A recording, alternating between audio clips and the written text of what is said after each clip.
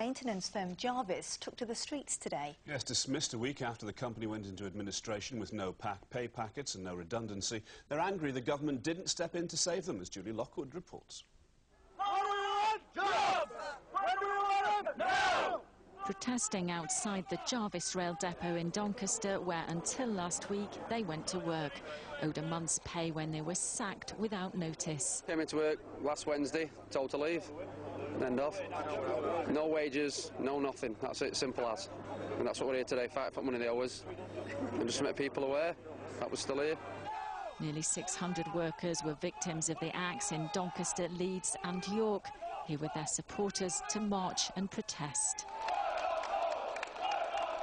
There's anger because although Jarvis has gone into administration, their work maintaining railways still needs to be done. That work now going to agency staff. We believe that this has been a set-up. We believe that the company Jarvis that employed these workers has been driven into administration deliberately by Network Rail, the company that controls all of the contracts for engineering in the railway industry. And it is our firm belief that this is being done in order to drive down the cost of engineering jobs in the industry. That claim denied by Network Rail, which says the allocation of contracts follows strict guidance in order to deliver best value for money.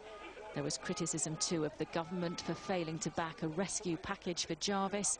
Minister for Yorkshire, Rosie, Winterton faced a mass meeting of workers after the rally. Network Rail is a private sector company, and the important thing that we have to do is work, however, with the rail regulator, with Network Rail and others to say that these contracts need to be re-let as quickly as possible. The work is there to be done, and I want to see as many people employed as possible on a full-time basis to do it. The fight for justice for Jarvis workers isn't over. Next week they plan to march in York. Jarvis workers step up their battle. One of the government's big hitters agrees those made redundant have been treated unfairly. School Secretary Ed Balls spoke as he hit the campaign trail in West Yorkshire. John Hill started by asking him how Labour pleaded to accusations that they'd let the Jarvis workers down. Jarvis went bankrupt, and that's a huge blow, and the fact that the work just stops and people aren't getting paid, that's not fair. And what we've got to do is push really hard as you go through the normal legal processes to get a proper fair deal for the workers down there in Doncaster. It's a blow, but the important thing is we work hard to get it sorted out as soon as we can. You're a big supporter of Gordon Brown. He's going to have to face 3 debates with the other party leaders. He's not the most polished television performer. How is he going to fare? Look, we go into this election as the underdogs, of course we do. And Gordon Brown goes into those debates as the underdogs because people think David Cameron, he's slick, he's a PR man. But actually, the question people will be asking is, who's actually got the answers to the difficult questions? Who's got the policies? Who can say to people, look, I will act for you on your side?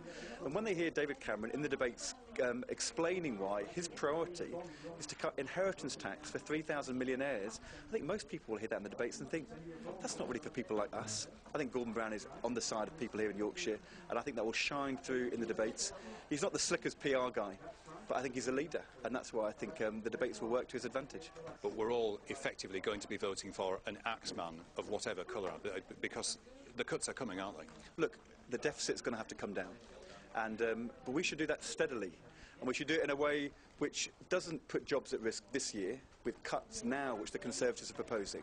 And then there is a choice. We've had balanced tax rises, the top rate of tax, the new bonuses tax. We've also said we'll have to do some reductions in spending in some lower priority areas, but in my department we're saying education will rise this year, next year and the year after. We're not going to cut teachers and teaching assistants. We're not going to lay off police officers. Why should families in their communities pay that price? That is not a pledge the Conservatives will match. That will be the election choice.